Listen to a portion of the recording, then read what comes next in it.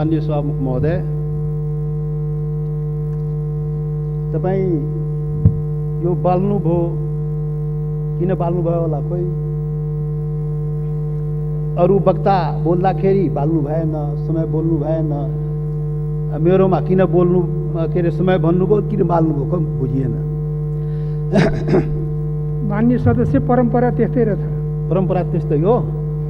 ए, भेदभाव गर्ने परम्परा कायमै राख्ने, त्यो पनि ठिकै हो। सभामुख महोदय, सभामुख महोदय,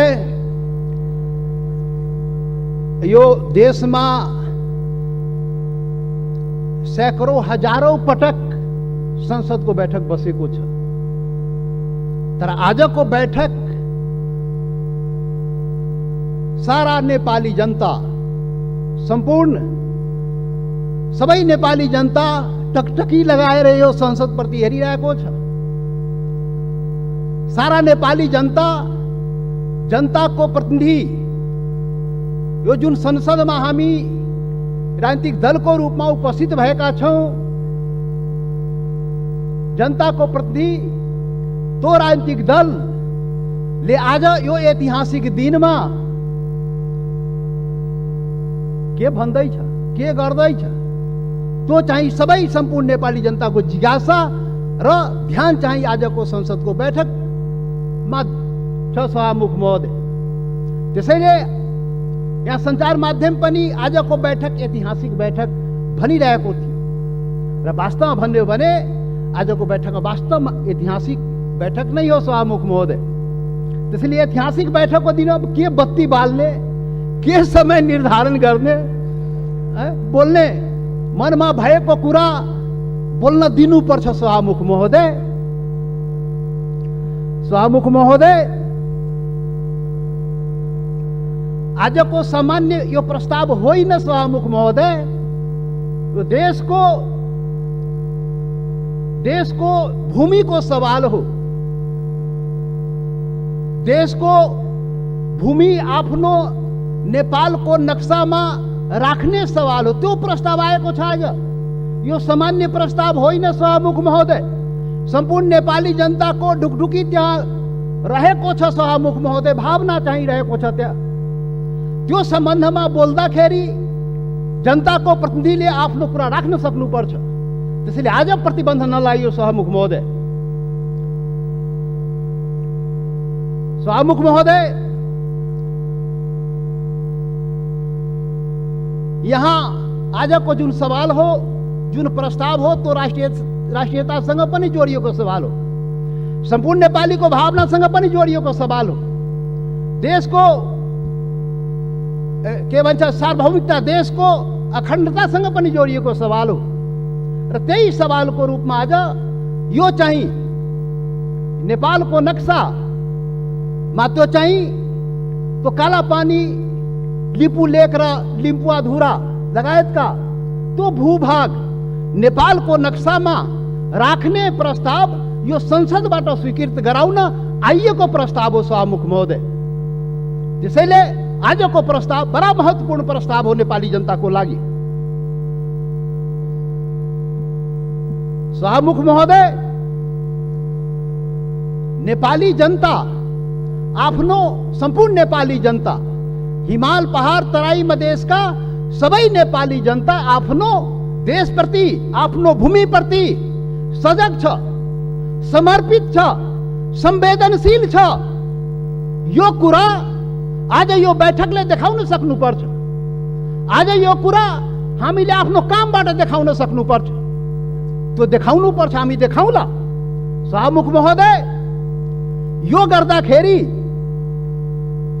यहाँ अब के भनौं, विभिन्न आग्रह पूर्वाग्रहले पनि कुराहरू त सुनिन्छ। राष्ट्रियताको सवाल पनि एकलौटी रे, कसैको एकलौटी राष्ट्रियता रे। राष्ट्रियताको सवाल आउँदाखेरि ए त्यो मधेसीले राष्ट्रियताको कुरा गर्छ र? ए, गर्दैन नि। अरे, राष्ट्रियता कसैको एकलौटी होइन, याद गर्नुहोस्। सभामुख महोदय, म सबैलाई आग्रह गर्न चाहन्छु, राष्ट्रियता भनेको सबैको, सम्पूर्ण नेपाली जनताको नेपाली राष्ट्रियता हो। कुनै एउटा वर्ग, एउटा जाति, एउटा समुदाय, एउटा क्षेत्रको राष्ट्रियता हुनै सक्दैन। यदि त्यस्तो राष्ट्रियता भयो भने त्यो पङ्गु राष्ट्रियता हो। त्यो राष्ट्रियता चाहिँ काम लाग्दैन। त्यो राष्ट्रिय एकतालाई सबल गर्न सक्दैन, बलियो पार्न सक्दैन शाहमुख महोदय। त्यसैले आजबाट राष्ट्रिय एकताको परिभाषा, राष्ट्रियताको परिभाषा र राष्ट्रवाद, राष्ट्रघातको परिभाषा ठिकसँग व्याख्या गरिनुपर्छ र बुझिनुपर्छ शाहमुख महोदय। शाहमुख महोदय, म धेरै आज म केही कुरा राखौँला, समय अलि लिउँला तपाईँको, र यो पनि देश र जनताकै हितमा हुन्छ, राष्ट्रिय एकताकै लागि हुन्छ, राष्ट्रियताका लागि बलियो बनाउने काम हुन्छ, जुन आज म विचार राखिरहेको छु। शाहमुख महोदय, यस्तो संवेदनशील घडीमा एकता देखाउने हो। नेपाली जनताले आफ्नो एकता नदेखाए आफ्नो सवालको लागि, आफ्नो भूमिको लागि त कसले देखाइदिने हो? नेपाली जनताले नै देखाउने हो र नेपाली जनताको प्रतिनिधिमूलक संस्था, यो प्रतिनिधि सभाले देखाउने हो। शाहमुख महोदय, हाम्रा धेरै आउला यो संविधान संशोधनको कुरा आएको छ। यहाँ नक्सालाई लिएर त्यो चाहिँ संविधानमा, त्यो अनुसूचीमा संशोधन गर्ने प्रस्ताव आएको शाहमुख महोदय। तो काला पानी लिपु लेक, लिम्पुवाधुरा सहितको भूमि त्यो नेपालको हो भनेर त्यो चुच्चो त्यो हुने गरी त्यो नक्सा चाहिँ संसदबाट पारित गराउन प्रस्ताव आएको शाहमुख महोदय। संविधान संशोधन गर्न प्रस्ताव आएको शाहमुख महोदय मार्फत सम्पूर्ण देशवासीलाई थाहा छ यो संविधानको बारेमा। यो संविधानको बारेमा हाम्रा आफ्ना रिजर्वेसनहरू रहेको छ। यो संविधान पूर्णता पाएन। यो संविधान सबैको हुन सकेन। यो संविधान हिमाल, पहाड, तराई, मधेसका सबै जनताको हुन सकेन। आदिवासी जनजाति शेर्पा, तामाङ, राई, लिम्बू, गुरुङ, भोटे, मगर, नेवारको हुन सकेन। मधेसीको हुन सकेन, थारूको हुन सकेन, दलितको हुन सकेन, शोषण उत्पीडन परेको जनताको हुन सकेन। उसले आफ्नो भावना राखिरहेको छ, रिजर्भेसन राखिरहेको छ। यो हाम्रो पनि संविधान हुनु पर्यो, हाम्रो लागि पनि बनाइदिनु पर्यो, त्यो प्रावधान हाम्रो लागि पनि राखिदिनु पर्यो। त्यो संविधान संशोधनको जब कुरा आउँछ हामीले राख्ने गरेका शाहमुख महोदय। आज पनि संविधान संशोधनकै सवाल आएको छ प्रधानमन्त्रीजी। शाहमुख महोदय, तपाईँ मार्फत प्रधानमन्त्री सौभाग्य आज बसिराख्नु भएको छ, प्रत्यक्ष रूपले सुनिराख्नु भएको छ। हामी त्यो संशोधनको जब कुरा आउँछ संविधानको, त भन्दाखेरि नै हामी भनेको थियो यो सबैको लागि संविधान बनाउनुहोस् है। विगतमा त्यत्रो आन्दोलन भयो, यो देशका आदिवासी जनजाति, मधेसी, थारू लगायत दलित सबैले आन्दोलन गरेको छ। त्यो संविधानमा सबैको भावना राखियोस् है हामी भनेका थियौँ। तपाईँहरू सहमति गर्नुभएको थियो शाहमुख महोदय। यो देशको ठुला पार्टी काङ्ग्रेस, कम्युनिस्ट, माओवादी जतिका के भन्छ एमाले, माओवादी सबैले सहमति गरेका थियो यस्तो संविधान बनाइन्छ र अब यो मुलुकमा विभेद हुँदैन। अब संघीय लोकतान्त्रिक गणतन्त्र आउँछ, सबै नेपाली बराबर हुन्छ, कुनै समुदाय, कुनै वर्ग, कुनै क्षेत्रप्रति केही अन्याय हुँदैन भनेर भनिएको थियो, सम्झौता गरिएको थियो। तर बन्दाखेरि त्यो भएन। त्यो पीडा त भन्न पाइन्छ नि अहिले संविधान संशोधन गर्ने बेलामा। हामीले त भने हो शाहमुख महोदय, जब प्रधानमन्त्रीले नक्सा बनाउनु भयो हामीले भनेका थियौँ, राम्रो गर्नुभयो। नेपालको भूमि फिर्ता ल्याउने कुरा जुन गर्नुभयो, नक्सा बनाउनु भयो, राम्रो गर्नुभयो। सर्वदलीय बैठकमा हामी सबैले एकमतले सरकारलाई, प्रधानमन्त्रीलाई हामी भन्यौँ, तपाईँ अगाडि बढ्नुहोस्, यो चाहिँ भूमि चाहिँ नक्सा बनाएर मात्रै हुँदैन, फिर्ता ल्याउने पनि कुरा गर्नुहोस् है प्रधानमन्त्रीजी। नक्सा बन्यो। आज संसदबाट के भन्छ संविधान संशोधन समेत गराएर अनुसूचीमा राख्ने कुरा भयो। जब संविधान संशोधनको सवाल आउँछ त्यति बेला हामीलाई त्यो पीडा हुन्छ, किनभने यो संविधानको लागि, यो संविधानको अपनत्वको लागि सैकड़ों जनता चाहिँ जान गुमाएको छ, बलिदान दिएको छ शाहमुख महोदय। त्यो पनि राष्ट्रियता हो, त्यो पनि नेपालको जनताको राष्ट्रियता हो, त्यो पनि आफ्नो हक अधिकारको लागि जान गुमाएको छ, सङ्घर्ष गरेको छ, आन्दोलन गरेको छ शाहमुख महोदय। त्यसैले शाहमुख महोदय, जब संशोधन कुरा आउँदाखेरि त्यो कुरा पनि हामी राख्ने गरा। त्यसैले हामीले भनेका थियौँ शाहमुख महोदय प्याकेजमा ल्याइदिनुहोस्, यो त्यो कुरा पनि ल्याइदिनुहोस् न, जो हामीले उठाएका सवालहरू पनि त्यो पनि ल्याइदिनुहोस् न, सँगसँगै ल्याइदिनुहोस् न। अनि राम्रो हुन्छ। अनि राष्ट्रिय भूमि मात्र होइन, जनता पनि राष्ट्रियता हो नि त। भूमि मात्रै होइन, जनता समेत, भूमि र जनता मिलाएपछि राष्ट्रियता हुन्छ। जनताको सवाल पनि ल्याइदिनुहोस् न भने आग्रह गरे हो, बिन्ती गरे हो शाहमुख महोदय। तर खोइ आएन। मजबुरन हामी चाहिँ छुट्टै के अरे प्राइभेट बिलको रूपमा यहाँ ल्याउनु पर्यो सभामुख महोदय।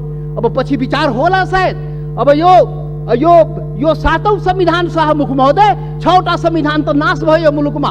70 वर्षमा 7वटा संविधान, 6वटा संविधान यही कुकर्मले गर्दाखेरि, यही गतिविधिले गर्दाखेरि समाप्त भयो। जनताको माग अनुसार समय सापेक्ष संशोधन भएन भने संविधान जाँदो रहेछ। त्यसैले यो 7औं संविधान, संघीय लोकतान्त्रिक गणतन्त्रको संविधान बडा मेहनतले, त्याग बलिदानले नेपाली जनताले ल्याएको छ। त्यसले यो संविधानको रक्षा हुनुपर्छ। रक्षाको लागि त्यसमा समय सापेक्ष जनताको माग अनुसार सुधार परिवर्तन गर्नुस्। बाइबल कुरान गीता नबनाउनुस्। अब प्रधानमन्त्रीले अचित आवश्यकता भन्नुहुन्छ, खोइ अब कहिले अचित आवश्यकता हुने थाहै छैन। अब खोइ कसरी हुन्छ हो, त्यो भएन सभामुख महोदय। त्यसैले आजको दिनमा त्यो याद गर्न, रिमाइन्ड गर्न खोजेको, सम्झाउन खोजेको यो संविधान संशोधनको सवाल आउँदाखेरि त्यो जनताको, त्यो हिमाल पहाड तराई मधेसका जनताको भावनालाई पनि सम्झिदिनुस्।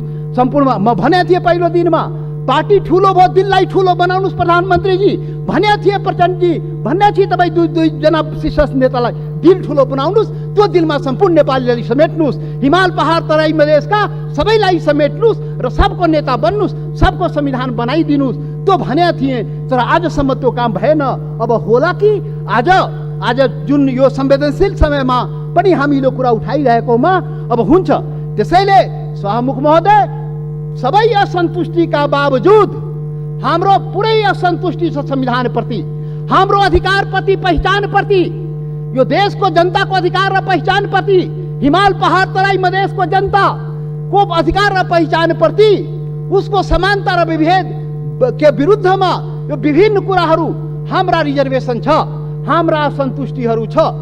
तर पनि आज जब देशको सवाल उठेको छ, राष्ट्रियताको सवाल उठेको छ, हाम्रो भूमिको सवाल उठेको छ, यो अवस्थामा सबै असन्तुष्टिहरूलाई थाती राखी जनता समाजवादी पार्टीले यो प्रस्ताव, जुन यो नक्सा सम्बन्धी प्रस्ताव जुन आएको, त्यो प्रस्तावलाई जनता समाजवादी पार्टीले सहर्ष समर्थन गर्दछ।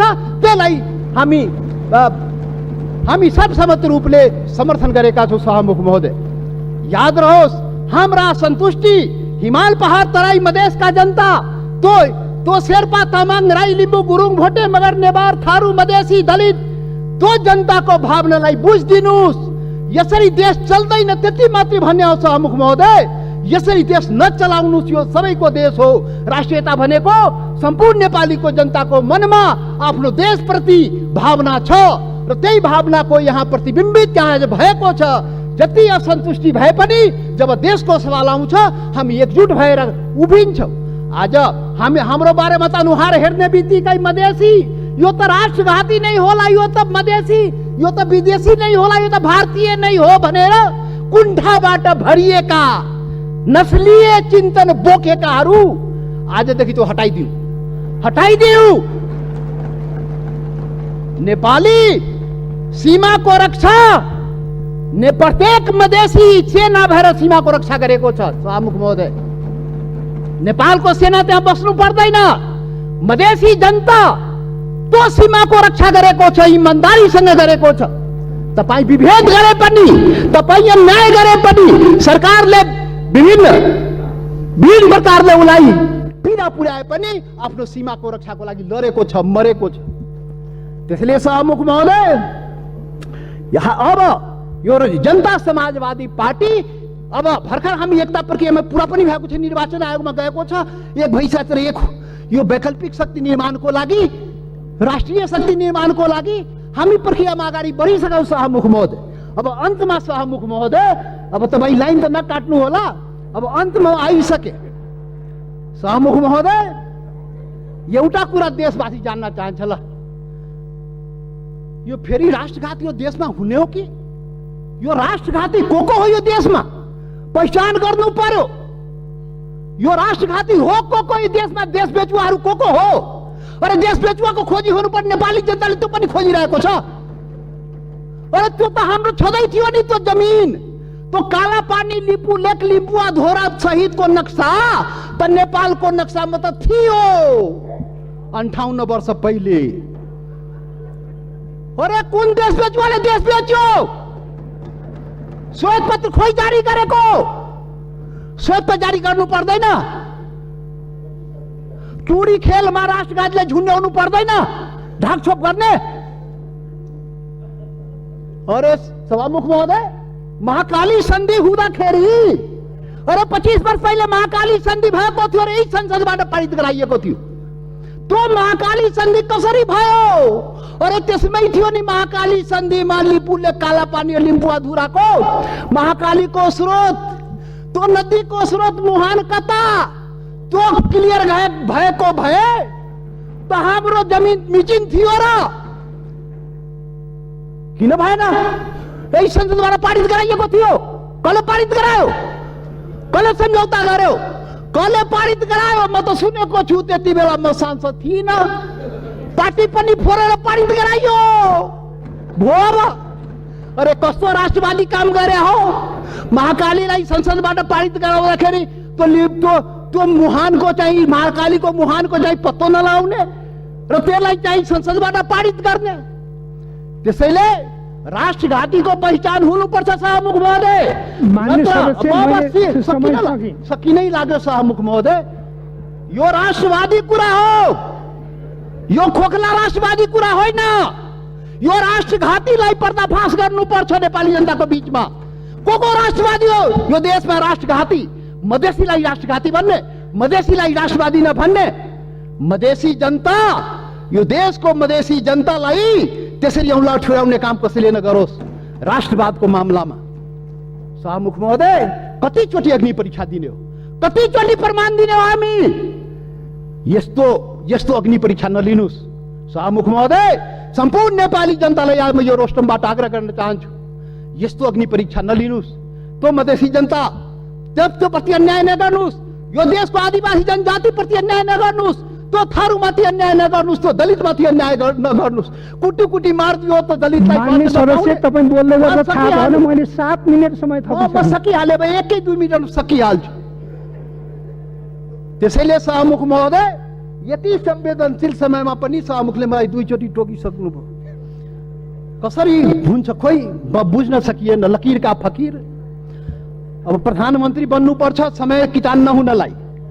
यहाँ प्रधानमन्त्री भएर उहाँ प्रचण्डजी र देउपाजी बोल्दाखेरि समय किटान नहुने, किनभने प्रधानमन्त्री रे। अब जनता समाजवादी पार्टी यो देशको प्रधानमन्त्री भएर अनि रोस्टरमा आएपछि बल्ल त्यो समय पाउने भयो सभामुख महोदय। ठिक छ, त्यो पनि देखाउला, त्यो पनि नेपाली जनताले देखाउँछ। वेट गर्नुहोस्। अब राष्ट्रघातीको पहिचान पनि नेपाली जनताले गरेर त्यसलाई टुडी खेलमा झुन्ड्याउनु पर्यो, श्वेतपत्र जारी गर्नु पर्यो प्रधानमन्त्रीजी सरकारलाई हाम्रो आग्रह। त्यसैले अन्तमा अब सभामुख महोदय, अब हात जोडेर प्रधानमन्त्रीलाई के म प्रार्थना गरेको भने, यो कागजमा कोरेर नेपाली जनता पाउँदैन। त्यो जमिन चाहियो के, त्यो जग्गा चाहियो नेपाली जनतालाई, भूमि चाहियो। यो चाहिँ समय, यो लोड सेडिङ जस्तै बत्ती आए जस्तै नक्साबाट उडाइदिने, फेरि राखिदिने, अनि कुर्सी बचाउनलाई राख्या हो कि के हो त्यो पनि मान्छेले भन्छ। के हो अब के हो? त्यसैले सभामुख महोदय, त्यो जमिन फिर्ता ल्याइदिनु पर्यो प्रधानमन्त्रीजी सरकारले वार्ता गरेर। फेरि वार्ता हेर्नुहोस् सभामुख महोदय, यो बडा संवेदनशील कुरा म भन्दैछु। नेपाल भारतको सम्बन्ध सिंहदरबार र दिल्ली दरबारले बनाएको होइन, याद गर्नुहोला। यो देशको प्रधानमन्त्री केपी ओली र मोदी, नरेन्द्र मोदीले बनाएको सम्बन्ध होइन, यो दुई देशको जनताको बीच बनेको सम्बन्ध, हजारौं वर्षदेखि बनेको सम्बन्धको कडी हो। त्यो हर प्रकारको सम्बन्ध जनताको बीचमा छ, खुला सीमा छ। करोडौं जनता जो तपाईको जनता, मधेसको जनता हो, त्यो त्यसको उपभोग गरिरहेको छ। ऊ आफ्नो दाल नुन चिनी कसरी आउने हो, दवा दारूको त्यो आफ्नै स्तरबाट त्यहाँबाट ल्याउँदो रहेछ। नेपाल सरकारलाई थाहा नभए मतलब नभए पनि चलिरहेको छ। त्यो सम्बन्ध हो, विशेष सम्बन्ध हो। त्यसैले वार्ता राम्रोसँग गर्नुहोस् र भूमि फिर्ता ल्याउनुहोस्, वार्ताको माहौल बनाउनुहोस्, वातावरण बनाउनुहोस्। यहाँ संसदमा उल्टा पल्टा कुरा गरेर सम्बन्ध के छ माहौल बिगारेर त्यो चाहिँ अलि अप्ठ्यारो भइजान्छ सभामुख महोदय। त्यसैले त्यो चाहिँ वार्ताको माहौल बनाएर हामीलाई जग्गा फिर्ता चाहियो, नेपाली जनतालाई के अरे यो जग्गा फिर्ता चाहियो। त्यसैले अब जनताले के भन्छ भने, यो कोरोनाको अवसरमा जनताको जीवन रक्षा नगर्ने सरकारले हाम्रो भूमिको रक्षा गरिदिन्छ भने जनताले भनिरहेको छ। त्यो चुनौती तपाईको अगाडि छ। जनताको जीवनको रक्षा पनि गर्नुपर्छ, हाम्रो भूमिको रक्षा पनि गर्नुपर्छ। धन्यवाद।